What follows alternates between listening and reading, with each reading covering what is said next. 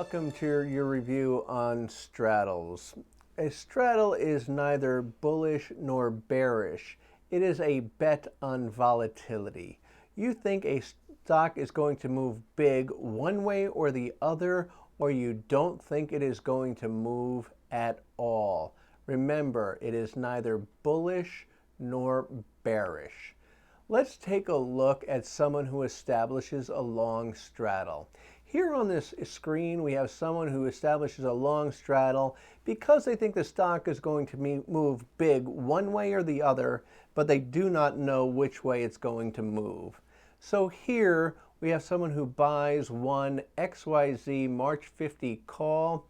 They pay a premium of $2 for the call, and they simultaneously purchase one XYZ March 50 put at a premium of $1.50. This is entered as one ticket or as one order. They do it simultaneously. And this person thinks XYZ is going to move big up or down. They just don't know which way it's going to go. Perhaps XYZ is about to release earnings, and they think if they beat expectations, the stock is going to take off, and if they miss expectations, the stock is going to fall precipitously. They don't know what it's going to be, but they think it's going to be one or the other. Perhaps XYZ is a drug company.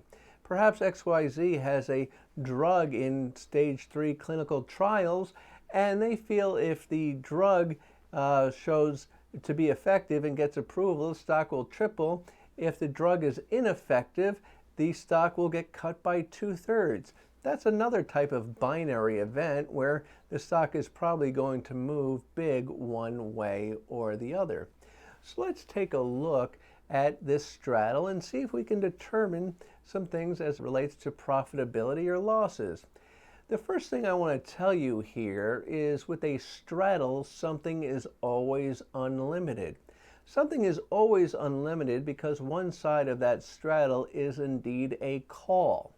When you bought the straddle, you have purchased a call, and there is no limit to how high the stock price can go. So when you're long the straddle, your maximum theoretical gain is unlimited. If XYZ went to $800 per share, I don't think you would be lamenting the loss on your long put. So in theory, your maximum gain is unlimited. Now, we've determined that our maximum gain is unlimited. What is our maximum loss? Well, great piece of advice here. Whenever you have multiple option positions, the first thing you want to do is you want to draw that T-chart. You plug the money in where it goes. So we bought the March 50 call for a premium of $2. When we buy an option, that money goes out of our account. That is a debit. We also bought the March 50 put for a premium of $1.50. Therefore, we spent a total premium of $3.50 or $350 for the entire contract. Whenever you have the money ending up in your debit column on an option position, 100% of the time, that will be your maximum loss. So the most we could lose here in our long straddle is $3.50, the sum total of our T-chart, $3.50 in the debit column. To determine the break-even on a straddle, we must determine the break-even for the call side and the break-even for the put side. So if you remember from our review of calls and puts earlier, to determine the break-even on a call, it is the strike price plus premium. Here, it is the strike price plus the total premium, the premium that we paid for the call plus the premium we paid for the put. We have a strike price of 50, therefore our break-even on the call is 50 plus $3.50 or $53.50. Now, we have to determine our break-even on the put side of the contract, and on the put side of the contract, our break-even is determined by taking the strike price and subtracting the premium. You determine the break-even on a put by subtracting the premium from the strike price. So we have a $50 strike price, and we've paid a total premium of $3.50. Therefore, our break-even on the put is 46.50. Now, where do we want the stock to be at expiration? This chart or this diagram here is going to help you answer any profit or loss question they give you on a straddle. Now, we've determined that our upside break-even is 53.50, and we've determined that our downside break-even is 46.50. We have to have the stock move past our break-evens when we're long the straddle. We want it above 53.50 or below 46.50. Now, you draw the horizontal line and you write your strike price there at $50 in our case. So anywhere between our break-evens, we lose money. Anywhere between 46.50 and 53.50, we lose money. Now, if the stock were to go out at expiration exactly at $50 per share, both of our options would expire worthless, and we would lose our total premium or suffer our maximum possible loss of $3.50 per share, or $3.50 for the entire contract. Now let's throw a couple numbers out there and see where we would be as far as a profit or loss goes. Now, if XYZ was at $55 per share at expiration and we closed the contract at its intrinsic value, what did we make or lose? Well, our break even on the upside is $53.50, and we write in $55 right by the $53.50, and we realize that the stock is $1.50 past our break even, therefore we make $1.50 or $150. If the stock closed at $45 at expiration, well, the stock is $1.50 below our break even of $46.50, and once again we would make $1.50 per share or $150 on the entire straddle. What if the stock closed at $51 per share? Well, we'd write 51 inside our break-evens, and we would look at the distance between 51 and 53, and we would realize that it's $2.50 away from our break-even. Therefore, we lost that $2.50.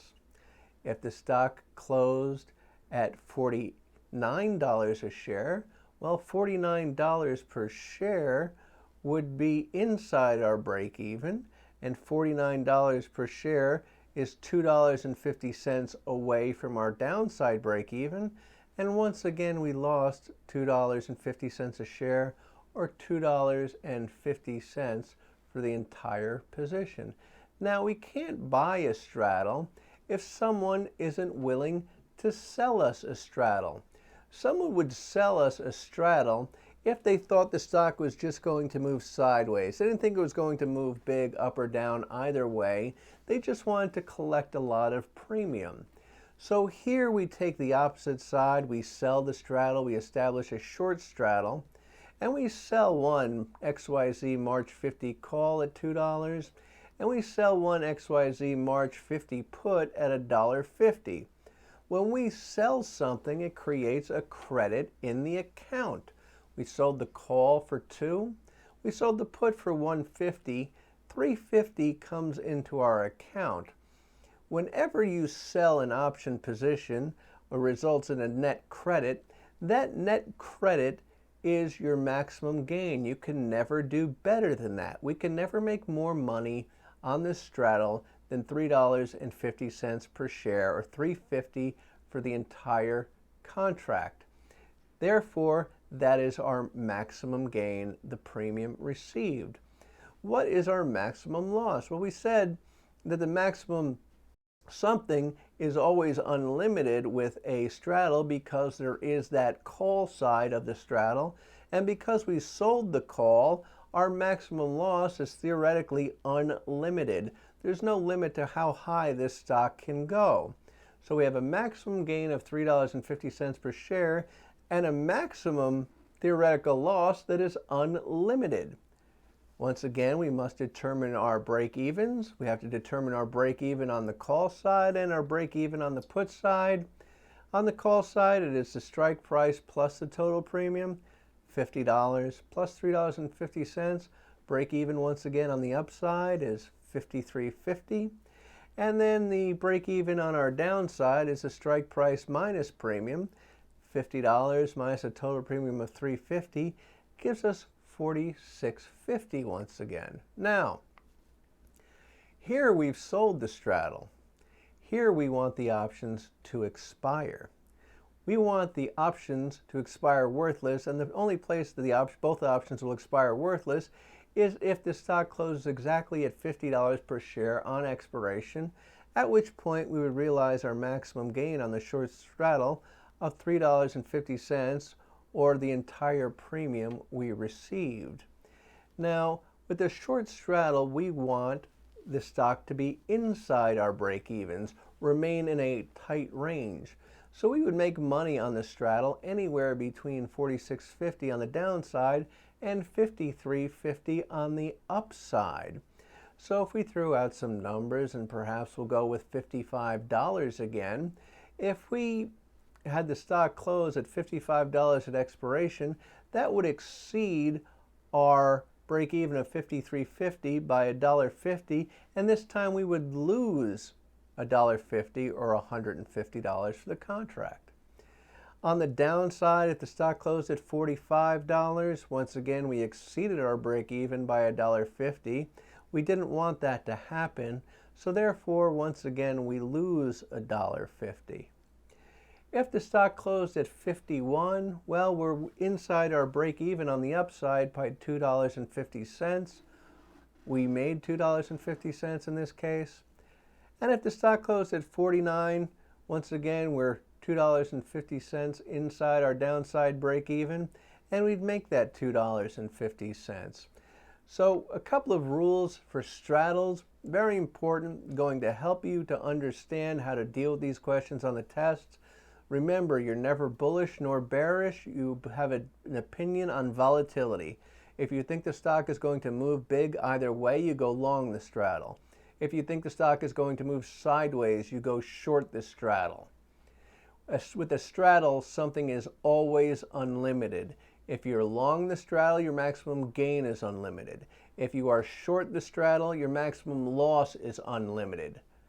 If you're long the straddle, your net debit 100% of the time will be your maximum loss. That will never be wrong.